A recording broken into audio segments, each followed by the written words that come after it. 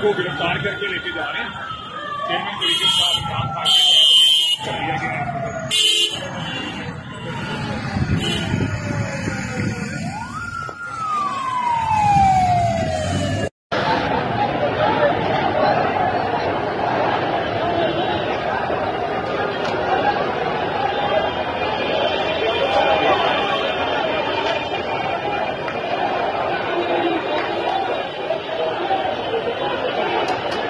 Police और आवाम आमने सामने।